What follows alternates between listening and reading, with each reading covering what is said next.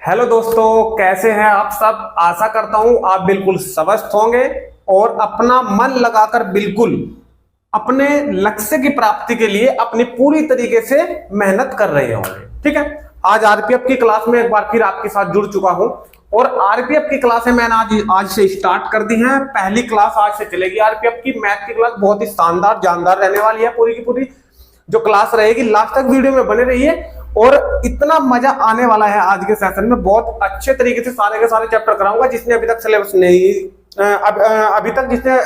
नहीं देखा है ना, तो डिस्क्रिप्शन में मैंने लिंक दिया, आप लोग वहां पे जाके सिलेबस पूरा का पूरा देख लीजिए। और उसके बाद सिलेबस के चैप्टर वाइज मैंने आज से स्टार्ट किया है। आज हमारी पहली क्लास रहने वाली है संख्या पद्धति की। ठीक है भाई, संख्या पद्धति, नंबर सिस्टम, संख्या पद्धति क्लास नंबर 1, नंबर सिस्टम। बहुत शानदार क्वेश्चन है सारे के सारे। पहले मैं आपको इसकी डिटेल समझाऊंगा बिल्कुल स्टार्टिंग से। ठीक है, बिल्कुल ध्यान से देखना सारी की सारी क्लास। जिसने आरपीएफ में सिलेक्शन चाहिए मैथ में तो जल्दी से आ जाइए भाई। ठीक है, वीडियो को जल्दी से भाई शेयर कर दीजिए। उसके बाद लाइक और सब्सक्राइब तभी करना जब आपको क्लास अच्छी लगे और पसंद आए सारे के सारे क्वेश्चन और समझ में भी बैठे सारे के सारे। ठीक है, चलिए भाई स्टार्ट करते हैं। सिलेबस नहीं देखा है ना, तो डिस्क्रिप्शन में मैंने लिंक दिया, आप लोग वहां पे जाकर सिलेबस पूरा का पूरा देख लीजिए। और उसके बाद सिलेबस के चैप्टर वाइज मैंने आज से स्टार्ट किया है। आज हमारी पहली क्लास रहने वाली है संख्या पद्धति। ठीक है भाई, संख्या पद्धति, नंबर सिस्टम, संख्या पद्धति क्लास नंबर 1, नंबर सिस्टम। बहुत शानदार क्वेश्चन है सारे के सारे। पहले मैं आपको इसकी डिटेल समझाऊंगा बिल्कुल स्टार्टिंग से। ठीक है, बिल्कुल ध्यान से देखना सारी की सारी क्लास। जिसने आरपीएफ में सिलेक्शन चाहिए मैथ में तो जल्दी से आ जाइए भाई। ठीक है, वीडियो को जल्दी से भाई शेयर कर दीजिए। उसके बाद लाइक और सब्सक्राइब तभी करना जब आपको क्लास अच्छी लगे और पसंद आए सारे के सारे क्वेश्चन और समझ में भी बैठे सारे के सारे। ठीक है, चलिए भाई स्टार्ट करते हैं।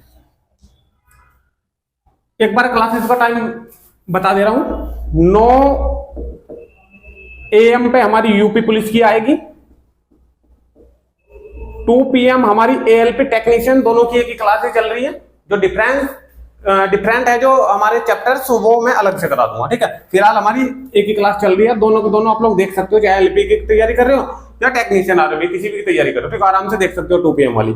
उसके बाद ये 5 जो आप फिलहाल पढ़ रहे हो, ये 5 PM पे आप लोग आरपीएफ की मैथ की क्लास रहने वाली है।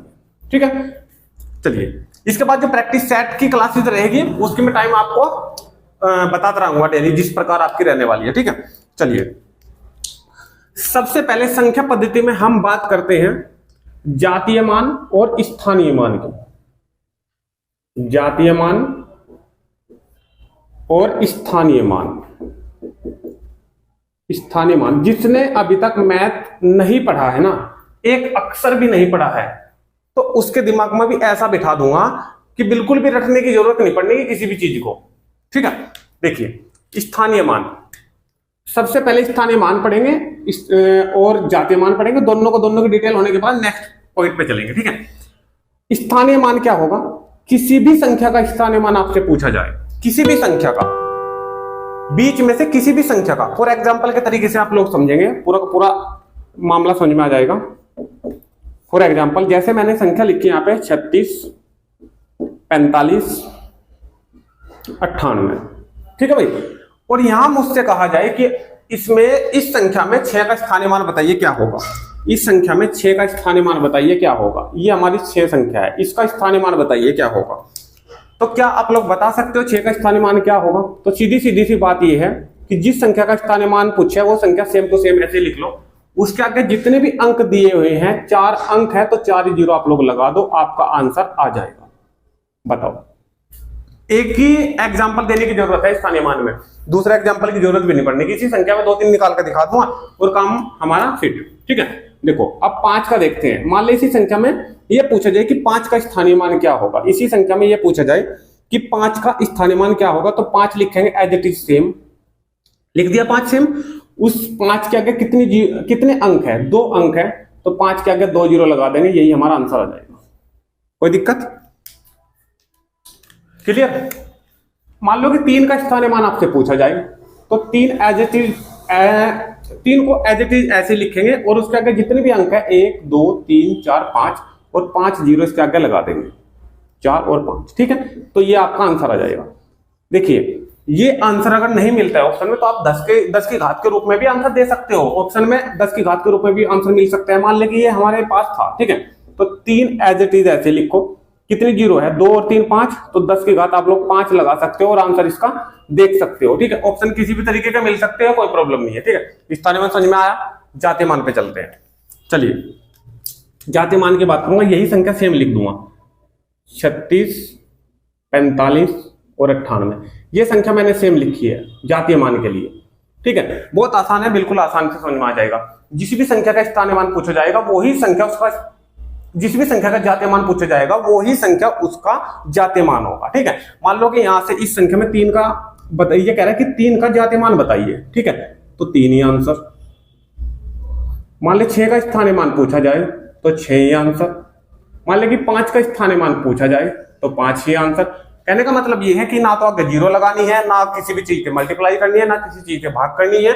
जिस संख्या का जातीय मान पूछा जाता है वही संख्या उसका जातीय मान होती है, ठीक है भाई। इस संख्या में 9 का पूछा जाए तो 9 ही, सीधी सीधी से जिसका पूछा जाए वही आंसर है, ठीक है।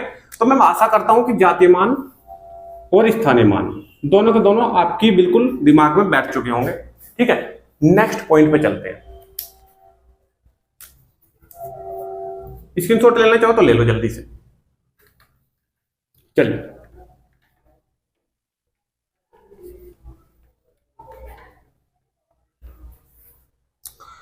स्थानीय मान जातीय मान हम सीख चुके हैं। विभक्ति के नियम सीखते हैं, ठीक है। विभक्ति के नियम, विभक्ति के नियम, विभक्ति के नियम, ठीक है। विभक्ति के नियम क्या हो गए? मान लो कि हमने बहुत बड़ी संख्या लिख दी है, 37 38 98 और यहां पे लिख दिया हमने 95। ये कह रहा है कि ये संख्या डायरेक्टली बताना है हमें कि ये संख्या 5 से कट जाएगी या नहीं कट जाएगी, 5 से ये संख्या कट जाएगी या फिर नहीं कट जाएगी, बताइए, ठीक है। तो ये जो विभक्ति का नियम है सारे के सारे आपके दिमाग में ऐसे बिठा दूंगा और ऐसे आने भी चाहिए, आपको बिठाना भी चाहिए इन चीजों को अगर आपको मैथ सीखना है, ठीक है। देखिए अगर बाद में पहले ये एग्जांपल बता दे रहा हूं, ठीक है। 5 से वो संख्या डिवाइड होगी जिसके बाद में संख्या के 0 हो या 5 हो। अगर किसी संख्या के बाद में 0 और 5 लगा है तो वो पूरी की पूरी संख्या 5 से डिवाइड हो जाएगी, हमें करने की जरूरत नहीं, ठीक है। तो इस संख्या की बात आ रही है तो बाद में इसके 5 है लगा हुआ, तो ये पूरी की पूरी संख्या 5 से डिवाइड हो जाएगी, शेष कुछ नहीं बचेगा, शेष 0 बचेगा, ठीक है। अब चलते हैं पॉइंट वाइज। 2 से कौन कौन सी संख्याएं कटेगी? 2 से वो संख्याएं कटेगी जो सम होगा, जिनके बाद में, जिन संख्या के बाद में सम अंक होगा, ठीक है। जिनके बाद में यानी कि लास्ट में, जिनके लास्ट में सम अंक, जिनके लास्ट में सम अंक होगा, जैसे लास्ट में 2 आ जाए, 0 आ जाए, ठीक है, 2 आ जाए, 4 6 8, ठीक है। ये जो सम अंक है ये अगर लास्ट में आते हैं तो वो संख्या पूरी की पूरी 2 से हमारी डिवाइड हो जाएगी, ठीक है। समझ में आई बात? फॉर एग्जाम्पल भी देख लो, कोई दिक्कत नहीं, कैसा भी एग्जाम्पल लिख दो, लास्ट में सम संख्या आनी चाहिए बस, ठीक है। फॉर एग्जाम्पल के तौर पर अगर मैं लिख देता हूं कुछ भी संख्या, मान लो कि हमने लिख दिया यहाँ पे, ये लिख दिया मान लो कि हमने फॉर एग्जाम्पल के तौर पर, ठीक है। तो मुझे पता है लास्ट में क्या है, लास्ट में मेरा 6 है ना दिया है, तो हाँ मैं ये कह सकता हूं कि लास्ट में हमारा 6 है, तो ये संख्या पूरी की पूरी 2 से डिवाइड हमारी हो जाएगी, बताइए, ठीक है। चलिए अब 3 पे चलते हैं। 3 से कौन कौन सी संख्या डिवाइड होगी? देखिए 3 से वे संख्याएं डिवाइड होगी जिनके अंकों का योग 3 से डिवाइड होगा, अंकों का योग, ठीक है भाई। संख्या के अंकों का योग, संख्या के अंकों का योग यदि 3 से डिवाइड हो रहा है, संख्या के अंकों का योग यदि 3 से डिवाइड हो रहा है तो पूरी की पूरी संख्या हमारी 3 से डिवाइड हो जाएगी, कुछ भी देखने की जरूरत नहीं है। अगर अंकों का योग ऐसी संख्या नहीं आ रही है जोड़ने के बाद जो 3 से डिवाइड होती है तो वो संख्या 3 से डिवाइड नहीं होने की। जैसे फॉर एग्जांपल यही मैंने लिख रखा है, इसके अंकों को जोड़ दो, देखो 5 और 6 11, 11 और 7 18, और 8 26, 26 और 9 35 35 और 41, तो इस पूरी संख्या का जोड़ कितना बैठा है 41। और आप सभी को पता है कि 41 जो है वो 3 से डिवाइड नहीं है, तो हम कह सकते हैं कि बिना काटो, बिना डिवाइड करो, बिना भाग करो, हम ये बता सकते हैं कि ये संख्या पूरी की पूरी 3 से डिवाइड हमारी नहीं होनी। ठीक है, इसका बहुत ज्यादा लाभ है जो चीज आप लोग सीख रहे हो विभक्ति का। ठीक है, क्योंकि इसके ऊपर क्वेश्चन भी आपको बहुत देखने को मिलेगा। ठीक है, फॉर एग्जांपल ऐसे लिख दे रहा हूं मैं एज इट इज, जो इसका मान भी सही आए। ठीक है, देखो कोई भी संख्या लिख दे रहा हूं मैंने ये लिख दिया संख्या। ठीक है, फॉर एग्जांपल के तौर पे इसका आप लोग जोड़ करो, इसका आप लोग ऐड करो, इसको 4 और 1 5 और 6 11 11 और 7 18, तो अंकों का जोड़ कितना हो रहा है 18। तो आप सभी को पता है 18 हमारी 3 से डिवाइड हो जाएगी, तो इसका मतलब ये है कि ये संख्या पूरी की पूरी 3 से डिवाइड हमारी हो जाएगी। कहने का मतलब एक बार फिर समझ लो कि 2 से वो संख्या कटेगी जिनके लास्ट में सम संख्या होगी, सम अंक होगा, और 3 से वो संख्या कटेगी जिसके अंकों का योग 3 से डिवाइड होगा, तो पूरी की पूरी संख्या 3 से डिवाइड हमारी हो जाएगी। स्क्रीनशॉट लेना चाहो तो ले सकते हो, नहीं तो नेक्स्ट पे चलते हैं। 4 पे 5 पे 6 पे 7 पे 8 पे 9 पे 10 पे और 11 तक सीखेंगे। ठीक है, चलिए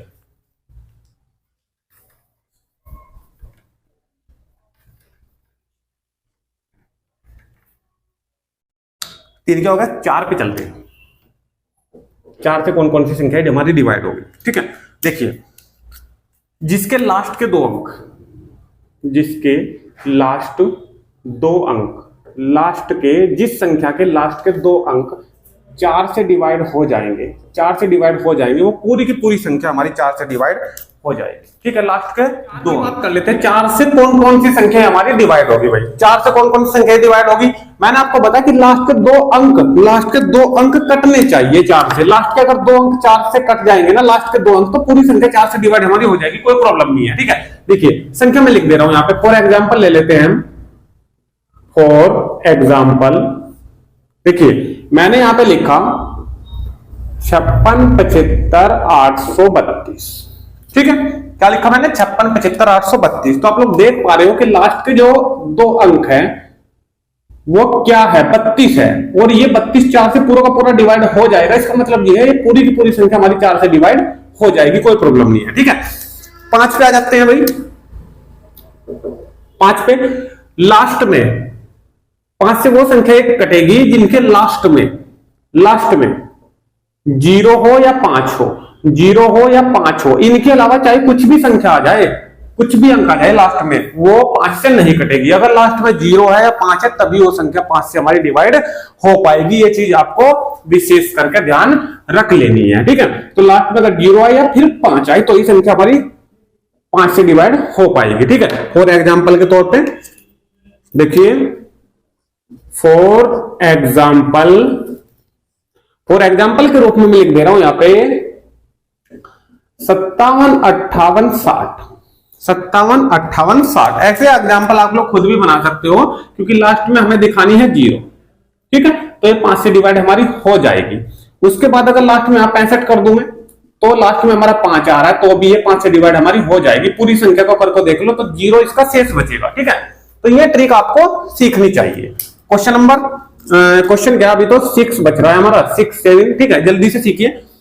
6 के गुणनखंड कर दो 2 और 3, जो संख्या 2 से और 3 से दोनों से कटेगी तो वो संख्या पूरी की पूरी 6 से भी पूरी की पूरी कट जाएगी। इसमें एग्जांपल की कोई जरूरत नहीं है। 2 का आपको रूल आना चाहिए, 3 का आना चाहिए। वो संख्या जो 2 से और 3 से कटेगी ना, तो वो पूरी की पूरी 6 से भी कट जाएगी। 2 से कौन कौन सी कटेगी, जिनके बाद में सम हो, और 3 से कौन कौन सी कटेगी, जिन संख्या के अंकों का योग 3 से डिवाइड हो जाएगा। ठीक है, चलिए 7 का फॉर एग्जाम्पल के तौर से हम सीखेंगे। 7 का फॉर एग्जाम्पल के तौर से मैंने कि यहाँ पे मान लो कि मैंने यहाँ पे लिखा 782। ठीक है, 782 हम लास्ट का अंक लेंगे और उसका दुगना करेंगे। लास्ट के अंक का दुगना कितना आया 4, कितना आया 4। ठीक है, कितना आया 4। ये देखो चलो 882 कर लो, 882 कर लो इसको।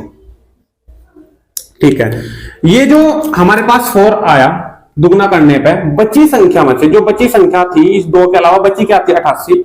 इस 88 में से ये दुगना जो किया है, ये माइनस करने पर जो बची संख्या है वो संख्या अगर 7 से कट जाती है तो ये पूरी की पूरी संख्या हमारी डिवाइड हो जाएगी 7 से। बताइए समझ आई बात या नहीं आई। ठीक है, जो लास्ट का अंक है उसका दुगना करेंगे, जो बची संख्या है उसमें तो उसे माइनस करेंगे, मान लीजिए 84 आया, 84 7 से हमारा डिवाइड हो जाएगा, 7 7 दूनी 14, तो हम कह सकते हैं कि 882 पूरी की पूरी संख्या हमारी 7 से डिवाइड हो जाएगी। 8 के रूल पे चलते हैं, इसके स्क्रीनशॉट लेना चाहो तो ले लो जल्दी से, फिर 8 पे चलते हैं। चलिए 8,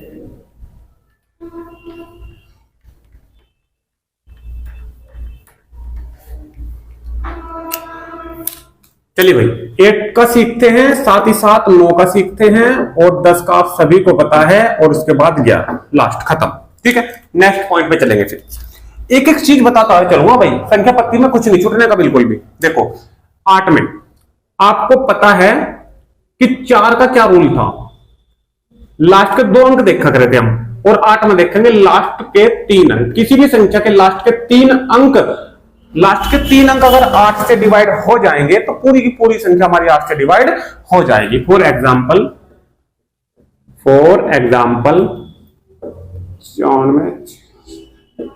ये हमने लिख दिया फॉर एग्जाम्पल एक संख्या। ठीक है, ये पूछ रहा है कि बताइए, डायरेक्टली बताइए, सेकंडों में बताइए कि ये संख्या 8 से डिवाइड हो जाएगी नहीं, 4 हो जाएगी। ठीक है, तो हम क्या देखते हैं, लास्ट के 3 अंक देखेंगे, 8 एकम 8 और 8 चौक 32। हमें पता है कि पूरी की पूरी संख्या 8 से डिवाइड हो जाएगी, क्योंकि लास्ट के 3 अंक हमारे 8 से डिवाइड हो रहे हैं, तो इसमें देखेंगे हम लास्ट के 3 अंक।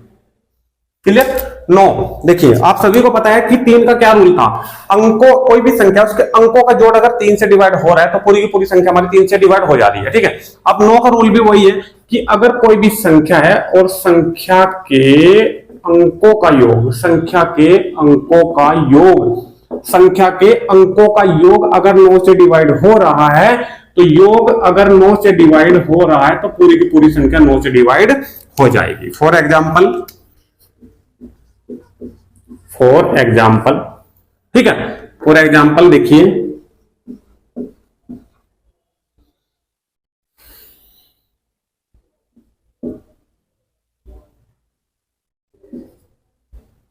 देखो ये हमने लिखा फॉर एग्जाम्पल, इसके अंकों को जोड़ो, 3 और 6 9, 9 9 18, 18 9 27, 27 और 7 कितना हो जाएगा, 27 और 34, 34 और 2 कितना हो जाएगा, 36। और सभी को पता है कि 9 चौक 36, ये 36 9 से डिवाइड हो रहा है, तो पूरी की पूरी संख्या हमारी 9 से डिवाइड हो जाएगी। अंकों का जोड़ देखना है हमें, अंकों का योग देखना है। क्लियर भाई?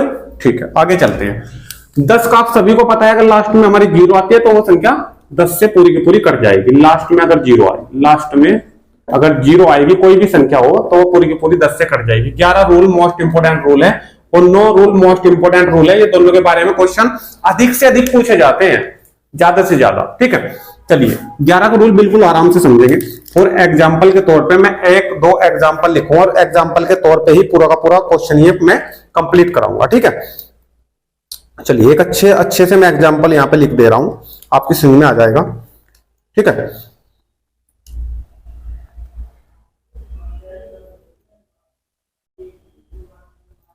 चलिए मैंने लिखा यहां पे 23, 69, 70 और फिर 69। ठीक है, एग्जाम्पल के तौर पे मैंने ये ले लिया है एग्जाम्पल। ठीक है, इसे समझिए आप लोग। ये कह रहा है कि ये डायरेक्टली बताइए कि 11 से डिवाइड हो जाएगा नहीं हो जाएगा। ठीक है, आपने एक एक संख्या छोड़ के लेनी है, पहले अगर ली है तो दूसरी नहीं लेनी, ये फिर एक छोड़ के फिर एक छोड़ दो, आगे एक छोड़ देंगे, कोई संख्या है नहीं। ठीक है, जोन जोन सी संख्याएं आई हैं उन्हें जोड़ लो, जोन जोन सी संख्याएं आई है उन्हें जोड़ो। 2 और 6 8, 8 और 7 15, 15 और 6 कितना हो जाएगा, 21। क्लियर? ठीक है, ये जो संख्या जोड़ी है, अब जो बची है उन्हें अलग जोड़ो। 3 और 9 12, 12 0 12, 12 और 9 21। इसका भी जोड़ 21, जो विषम स्थानों का थे, जो सम स्थानों पर आ रहे हैं उनका भी जोड़ 21। अब ज्यादा में से कम घटाएंगे, यहाँ पे दोनों समान है तो माइनस करेंगे तो आएगा 0। अब समझो बात को, अगर ऐसे माइनस करने पर, घटाने पर 0 आए, या कोई ऐसी संख्या आए जो 11 से डिवाइड होती हो, 22 आए, 33 आए, 11 से डिवाइड होने वाली संख्या बचे, तो वो पूरी की पूरी संख्या 11 से डिवाइड हो जाएगी। समझ में आई बात? अब हमारा 0 बच रहा है, तो बिल्कुल अगर 0 बच रहा है घटाने पे, तो ये पूरी की पूरी संख्या 11 से डिवाइड हमारी हो जाएगी। या घटाने पे यहाँ पे, या घटाने पे यहाँ पे मान लें कि यहाँ 22 आ जाता और इसका जोड़ी 11 आ जाता, तो 22 में से 11 घटते 11 बचते, तो कोई ऐसी संख्या बचे जो 11 से डिवाइड होती हो, तो वो पूरी की पूरी संख्या 11 से डिवाइड हमारी हो जाएगी। बताइए समझ में आई बात या नहीं आई? क्लियर है? एक एग्जांपल और दे दूंगा 11 का, क्योंकि ये मोस्ट इंपोर्टेंट है। ठीक है, इसका स्क्रीनशॉट लेना चाहो तो ले लो, फिर नेक्स्ट पे चलते हैं।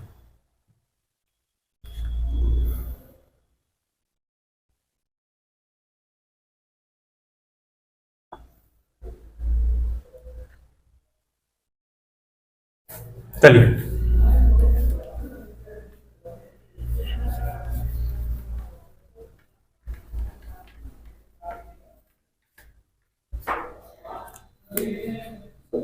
चलिए फॉर एग्जाम्पल 93, 82, 45 ये ले लो। ठीक है, चलिए इसको क्या करेंगे हम, वही शुरू का लेंगे और एक एक छोड़ते हैं। ये लिया, फिर एक छोड़ दिया, फिर एक छोड़ देंगे, आगे कुछ नहीं है। जो लिए हैं उनको जोड़ दो। ये विषम स्थानों पे आ रहे हैं। विषम का मतलब 1 पे, 3 पे, 5 पे। ठीक है, जोड़ो। 9 और 3 17 और 4 23। ठीक है, जो बची है संख्या उनको भी जोड़ लो। जो बची है संख्या उनको भी जोड़ लो। क्या बचा है? 3 और 2 5 और 5 10। इसमें से 10 करो माइनस, तो कितना बचा? 13। तो अब 13 बचा है, ना तो 0 बचा है, ना कोई ऐसी संख्या बची जो 11 से डिवाइड होती है। तो हम कह सकते हैं कि यह संख्या 11 से डिवाइड नहीं होगी। ये संख्या 11 से डिवाइड हमारी नहीं होने की। बताइए क्वेश्चन समझ में आया है या नहीं आया? क्लियर है बात यहां तक? क्लियर? ठीक है भाई, फिर नेक्स्ट पॉइंट पे चलेंगे। ठीक है, फिर नेक्स्ट पॉइंट पे, ठीक है, जोड़ने पे देख लो कोई गलती ना हुई हो। 17, ठीक है, 17 और 9 भाई 21 आएगा, है ना? 21 आएगा, सॉरी 21 आएगा। ये यहाँ पे 23 नहीं 21 है। 21 में से 10 घटाएंगे, देखो बदल गया क्वेश्चन पूरा का पूरा। 21 में से 10 घटाएंगे, यहाँ पे 11 बचेगा। और अगर 11 बचेगा तो आपको पता है कि 11 बच रहा है, 11 से डिवाइड होने वाली संख्या, तो पूरी की पूरी संख्या हमारी ये 11 से डिवाइड हो जाएगी। ठीक है, तो रूल के अनुसार चलना है अगर आपको जल्दी करना है क्वेश्चन। नेक्स्ट पॉइंट पे चलते हैं। ये हमारी विभक्ति का यहीं पे नियम खत्म। ठीक है, चलिए नेक्स्ट पॉइंट पे। नेक्स्ट पॉइंट क्या है हमारा? कुछ आपने पहले भी पढ़ा होगा कि भाज्य बराबर भाजक, भाज्य बराबर भाजक गुणा भागफल और प्लस शेषफल होता है, और प्लस शेषफल होता है, और प्लस शेषफल होता है। ठीक है, ये होता है। लेकिन कुछ कंडीशन, कुछ क्वेश्चन ऐसे होते हैं जिन्हें हम बता नहीं पाते। वे क्वेश्चन इस पे अगर आएंगे तो किस प्रकार कहेंगे वो देखते चलो। ठीक है, सबसे पहले तो ये समझ लो, अगर मैं यहाँ पे भाग का निशान एक बना देता हूं, ये वाला, तो इसमें जो अंदर लिखे जाएगा उसे हम भाज्य कहते हैं। ये वाला जो भाजक होता है जिससे हम भाग करते हैं वो। ठीक है, जो भागफल यानी कि भाग करके जो हमें फल प्राप्त होता है वो यहाँ पे लिखे जाता है, और नीचे जो बचता है उसे आप सभी जानते हो, उसे हम कहते हैं शेषफल। यहां तक ठीक है? ठीक है तक? चलिए अब मैं फॉर एग्जांपल आपको दे रहा हूं। मान लो कि मैंने यहाँ पे 9 को डिवाइड किया है, और 9 को डिवाइड किया मैंने 4 से।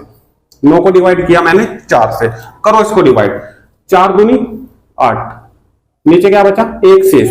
अब एक चीज जान लो आप लोग यहाँ पे, मान लो कि मैंने इस 4 को a मान लिया, इस जो अंदर थी हमारी ये भाज्य, जो हमारी अंदर थी ये हमारी भाज्य, इसको मैंने b मान लिया। जो मुझे फल प्राप्त हुआ इसको मैंने q मान लिया, और जो मुझे शेष फल प्राप्त हुआ उसको मैंने r मान लिया। ठीक है, अब ये पूरा का पूरा किस प्रकार से काम करेगा वो जरा देखते चलो। सबसे पहले तो आप सभी को ये पता होना चाहिए कि शेष कब बचेगा। शेष तब बचेगा जब जिससे हम भाग कर रहे हैं वो संख्या हमेशा इससे ज्यादा होगी, प्लस होगी, ये कम रहेगी। मान लो कि यहाँ पे 1 बचा, तो तभी तो आप कह सकते हो अब इसमें इसका पारा नहीं चलने का, तो अब हम क्वेश्चन को यही रोक देंगे, ये हमारा शेषफल हो गया। ठीक है, तो ये तो बात निश्चित हुई कि जो शेषफल होगा वो इस भाजक से छोटा होगा या फिर 0 होगा। 0 भी बच सकता है, अगर यहाँ पे पूरा पूरा कट जाएगा तो शेषफल हमारा 0 बच जाएगा। तो हम कह सकते हैं जो हमारा भाजक होता है ना, जो हमारा भाजक होता है वो हमेशा बड़ा होगा किससे? शेषफल से। ये चीजें आपको बहुत ज्यादा ध्यान रखनी है क्योंकि ये काम आने वाली है आपकी। ठीक है, शेषफल के ये भाजक जो शेषफल के जो है से बड़ा होगा हमेशा। ठीक है, और जो हमारा शेषफल है ये शेषफल हमारा 0 भी हो सकता है और 0 से बड़ा भी हो सकता है। 0 से बड़ा भी हो सकता है, ये कंडीशन आपको ध्यान रखनी है, मोस्ट इंपोर्टेंट रूल है। ठीक है, ये ध्यान रखनी है। भाजक और शेषफल की कंडीशन है कि जो शेषफल है हमारा वो हमेशा शेषफल से बड़ा होगा, निश्चित तौर से बड़ा होगा, तभी हमारी भाग रुकेगी। ठीक है, और जो शेषफल होगा वो 0 भी आ सकता है यहाँ पे, और कोई ऐसी संख्या भी आ सकती है जो इससे छोटी हो, तो ये हमेशा 0 से बड़ा भी हो सकता है और इसके बराबर भी हो सकता है।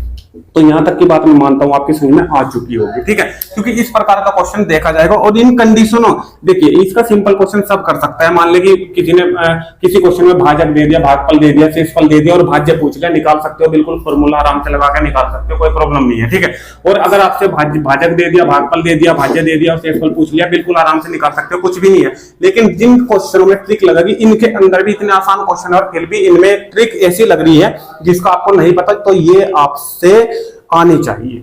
कहने का मतलब ये है कोई भी चीज नहीं छूटनी चाहिए। तो ये हमारा भाज्य भाजक वाला रूल हो चुका है। ठीक है, इसका स्क्रीनशॉट आपको जल्दी से ले लेना है। फिर नेक्स्ट पॉइंट पे अब चलते हैं भाई, सहअभाज्य संख्याओं पे बात करते हैं। सहअभाज्य संख्याओं की नेक्स्ट पॉइंट हमारा बनता है सहअभाज्य संख्या। सहअभाज्य संख्या। ठीक है, सबसे पहले तो आपको अभाज्य पता होनी चाहिए। ठीक है, और अभाज्य का आप सभी को पता है, प्राइम नंबर का जो अपने आप से डिवाइड होगी उसे हम क्या कहते हैं, प्राइम नंबर यानी कि अभाज्य संख्या कहते हैं। परंतु सह का मतलब होता है जोड़ा। ठीक है, दो का एक ऐसा जोड़ा जिन दोनों का मैच है, एक है। एक का मतलब जब दोनों में कोई चीज कॉमन नहीं होती तो उसका मैच हमेशा एक आता है। ये चीजें आप लोग नोट करके रहा करो, जो मैं बोलता हूं उस पर ध्यान रखा करो, उसे नोट कर लिया करो अगर मैं बोर्ड पे नहीं लिखता। ठीक है, मैं कहना चाह रहा हूं कि सहअभाज्य संख्या है जिन दो संख्याओं का योग, जिन दो संख्याओं का योग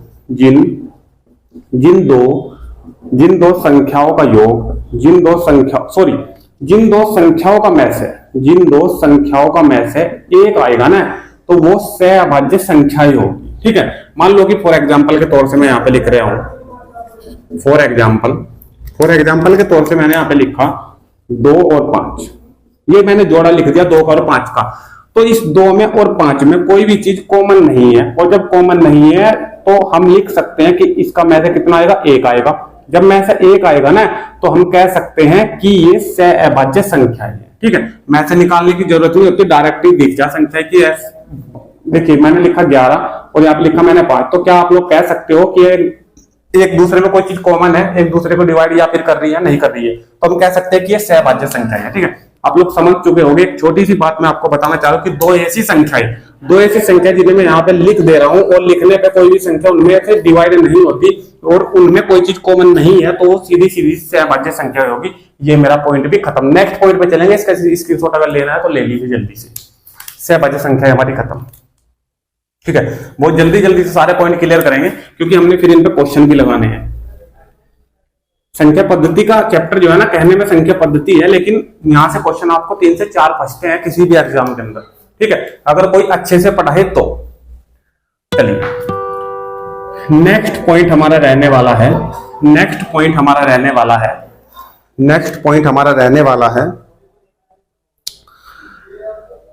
कुछ फॉर्मूलाज बता दूं। ठीक है, फॉर्मूले रूल जो है, सारे के सारे रूल देखिए, मेरे तो याद है सारे फॉर्मूले, आपके भी याद होने चाहिए। जिस प्रकार मैं लिख रहा हूं ये सारे के सारे आपके याद होने चाहिए। ये तो सिंपल फॉर्मूले है ना।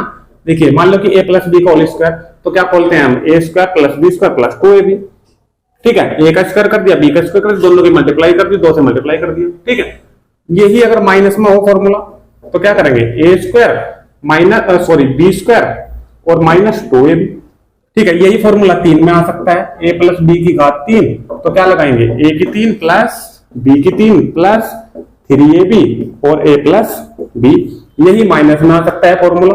ठीक है, a की 3 यहाँ पे सारी जगह माइनस आ जाएगा, माइनस 3ab और माइनस a माइनस b। ठीक है, इन चारों फॉर्मूला के अलावा 2 फॉर्मूले देखो, और देखो a की 3 प्लस b की 3। अब ये तो होल 3 में था, ये अलग अलग है। इसमें अगर यहाँ प्लस का है तो हम स्टार्टिंग में प्लस लेंगे, a प्लस बी, और अंदर a square plus b square, और दोनों की मल्टीप्लाई में माइनस लग जाएगा, बस ये अंतर है। ठीक है, और अगर यहाँ पे यही फॉर्मूला माइनस में मैं लिख दे रहा हूँ, a की 3 माइनस b की 3 का, तो यहाँ पे प्लस था तो प्लस आया, यहाँ पे माइनस है तो स्टार्टिंग में माइनस ही आएगा, और माइनस करने पर मैं करूंगा a स्क्वायर और प्लस बी स्क्वायर और प्लस ab।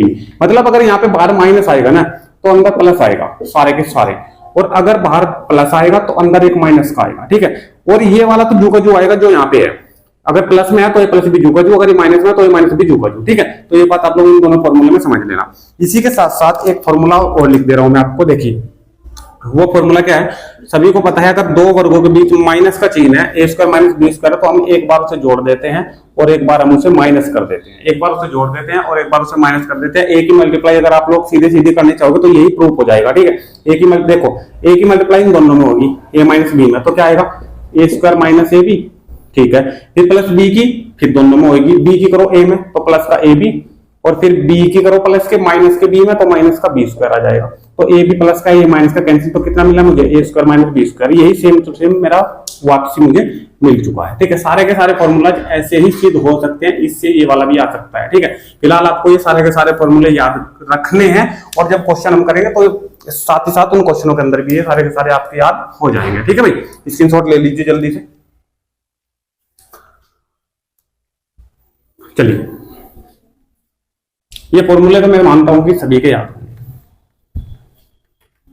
ठीक है, ये सारे फॉर्मूले तो मैं मानता हूं कि सभी के याद होंगे क्योंकि आसान फॉर्मूले और चौथी पांचवी क्लास से चले आ रहे हैं। ठीक है, चलिए आगे चलते हैं। कुछ क्वेश्चनों के अंदर हम मान लो कि हमने यहाँ पे लिख दिया, फॉर एग्जांपल के तौर पे मैं आपसे कहना चाहूंगा, एक नया क्वेश्चन समझाऊंगा जो एग्जाम में आजकल देखे जा रहा है।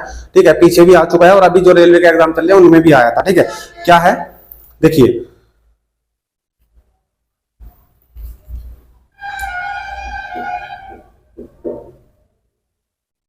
तीन सौ इकतालीस बताना है कि ये अभाज्य है। 341 बताना है कि क्या ये अभाज्य है या नहीं। कैसे ज्ञात करोगे कि ये अभाज्य है या फिर नहीं है। ठीक है, तो ये बता रहा हूं अभी फॉर्मूला में, इसका आपको कैसे करना है सबसे आसान तरीका इसका बताऊंगा क्वेश्चन का। क्यों देखने को मिल रहा है, इंपॉर्टेंट क्वेश्चन है, आ रहा है एग्जाम के अंदर ये।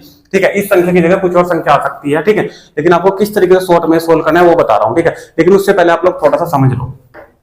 क्या समझो, एक अलग नियम समझो। इसके लिए नहीं बता रहा हूं, ये सबसे लास्ट का पॉइंट है। ठीक है, वीडियो खत्म कर रहा हूं ये बताने के बाद, उससे पहले एक रूल अलग से सीख लो। ठीक है, अगर आपके पास समांतर श्रेणी आती है, समांतर श्रेणी का कोई क्वेश्चन आए, समांतर का मतलब समान अंतर वाली श्रेणी। कैसे, जैसे 2 + 3 + 4 + 5 प्लस डैश डैश तक, मतलब हम कह सकते हैं, क्या हम कह सकते हैं कि सब में एक एक का अंतर है, तो अंतर समान है तो ये समांतर श्रेणी कहलाएगी। मान लीजिए 2 लिख दिया, 4 लिख दिया, 6 लिख दिया, 8 लिख दिया, अब मैं कह सकता हूं कि सब में 2-2 का अंतर है तो ये भी समान अंतर वाली समांतर श्रेणी है। ठीक है, इसमें अब वो ये कह दे कि भाई मैंने 100 तक लिखी है, ये भी मैंने 200 तक लिखी, तो ये सभी अंकों का योग कितना होगा, सभी अंकों का योग कितना है इनका।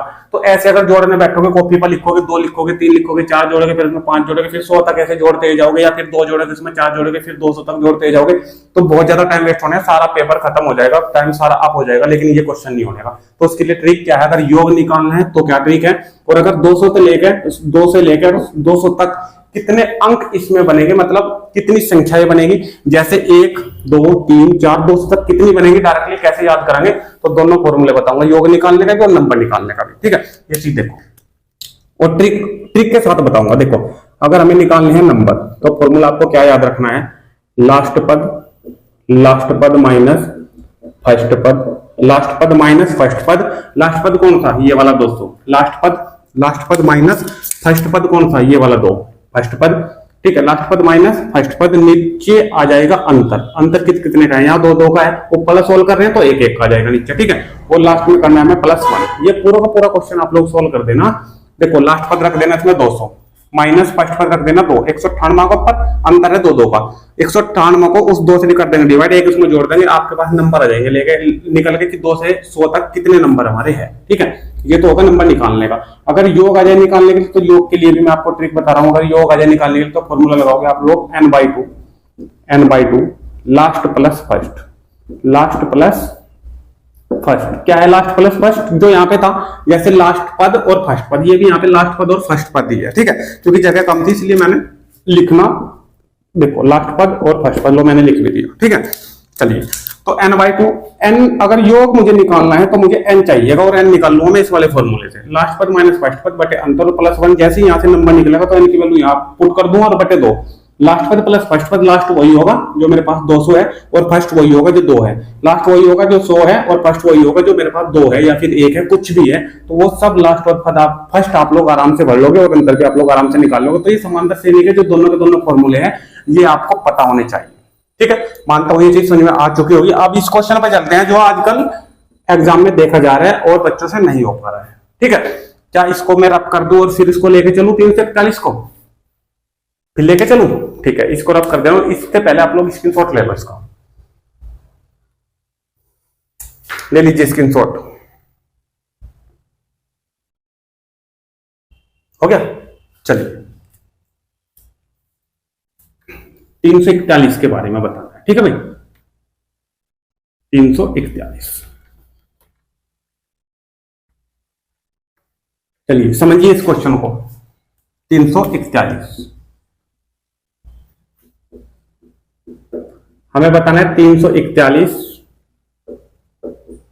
अभाज्य है या नहीं, अभाज्य है या फिर ये नहीं है, बस ये बताना है। ठीक है, एक बार बता दूं मैं आपको कि 9 AM हमारी रहेगी यूपी पुलिस की क्लास, 2 PM हमारी रहने वाली है ALP और टेक्नीशियन की मैथ की क्लास, और 5 PM आपको RPF की क्लास मिलने वाली है। ठीक है, तो वीडियो को देखना ना भूले बिल्कुल भी, अगर स्किप करोगे तो आपका बहुत ज्यादा नुकसान होने वाला है। अभाज्य देखो 341 से कम या इसके तक, या तो इससे कम या इसके तक,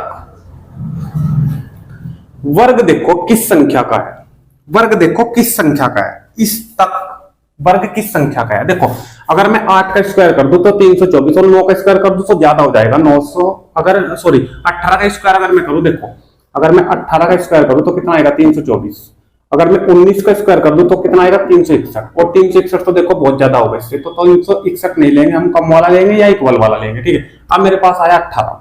ठीक है, तो 18 से कम जितनी भी अभाज्य संख्या है मैं सभी लिख दो। 18 से कम जितनी भी अभाज्य संख्या है, तो एक तो आएगी 2, एक आएगी 3, एक आएगी 5, एक 7, सिर्फ अभाज्य, सम नहीं ना भी सम। ठीक है, सिर्फ अभाज्य 2, 3, 5, 7, उसके बाद 11 आएगी, 13 आएगी, 17 आएगी और 18 तो सम है, 18 हम नहीं लेंगे, तो ये संख्या हमने लिख दी। तो एक क्राइटेरिया, एक एरिया हमें मिल चुका है, एक एरिया हमें मिल चुका है भाई। ऐसे हम 341 को कहां तक देखेंगे, ये 91, 93 भी एक, 93 संख्या भी एक हमारी अभाज्य संख्या है, तो 93 से भी ये कट सके, तो ऐसे कहां तक देखेंगे, ऐसे नहीं पता चलने का, तो हमें एक एरिया देखना पड़ेगा। एरिया क्या, एरिया में पता चल गया कि बस एरिया इसका 17 तक ही है, अगर इन संख्याओं से डिवाइड हो जाती है तो हो जाएगी, अगर ये इनसे डिवाइड नहीं होती तो फिर ये अभाज्य है। बताइए, अब जो रूल मैंने विभक्ति के सिखाए हैं अगर वो आप लोग सीख चुके हो ना तो इसे चुटकियों में सोल्व कर दो, अगर नहीं अभी तक सीखे हो तो उसका रिवीजन करो, बार बार रिवीजन करो। ये क्वेश्चन अगर इससे नंबर लेने हैं आपको, देख लो। देखो 2 से कौन कौन सी संख्या कटेगी जिनके बाद में सम संख्या होगी, सम अंक होगा, मैंने यही तो बात बताई थी। तो 2 से कौन कौन सी संख्या कटेगी जिनके बाद में सम अंक होगा, तो बताइए 341 के बाद में सम अंक है क्या? नहीं, 1 है, तो ये 2 से नहीं कटेगी। क्लियर? अब आ जाओ 3 का रूल भी मैंने बताया था, अगर अंकों का योग 3 से कट रहा है, अंकों का योग कर दो, 1 और 4 5, 5 और 3 8, 8 3 से नहीं कटता तो ये संख्या 3 से नहीं कटेगी। 5 का क्या रूल बताया था मैंने आपको, याद हो?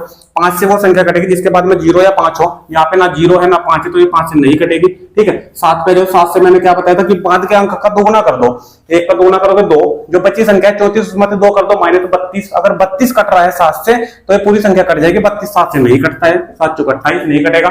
ठीक है, 11 पे आ जाओ, 11 से सीधी सीधी देख लो, 3 अंकीय संख्या है, सीधी सीधी देख लो काटता, वैसे तो तरीका भी मैंने आपको बताया था। देखो 3 और 1 4, और 4 में तो जो बची संख्या है माइनस हो रही है, 0 बच रहा है, तो मैंने बताया था जब संख्या को 0 बचे, जब संख्या का क्या बचे 0, तो संख्या 11 से कट जाएगी। ठीक है, 11 से डायरेक्ट भी कट रही है, 11 3 33 और 11 11, तो ये संख्या 11 से डिवाइड हो रही है, आगे देखने की जरूरत नहीं है, तो ये संख्या अभाज्य नहीं है, ये संख्या क्या है? भाज्य है।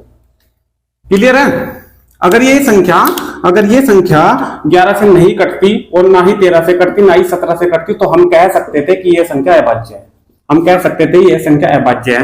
तो क्या मैं ये मान लूं कि अगर इस प्रकार का क्वेश्चन आए तो आप लोग इस एरिया में जाके उसका वर्ग देख के उससे कम कम संख्याओं से आप लोगों से डिवाइड करा के देख लो, अगर होती है तो ठीक है, अगर नहीं होती तो वो बिल्कुल अभाज्य संख्या है। क्लियर है? तो आरपीएफ की ये संख्या पद्धति की भाई पहली क्लास थी, अगर आपको पसंद आई है तो क्लास नंबर 2 5 PM, ठीक है, बिल्कुल जुड़ जाइए। ठीक है भाई, तो आज की क्लास में रखते हैं भाई यहीं तक, मिलते हैं नेक्स्ट वीडियो में नेक्स्ट क्लास के साथ। तब तक आप सभी दोस्तों का धन्यवाद। Thank you. जय हिंद, जय भारत।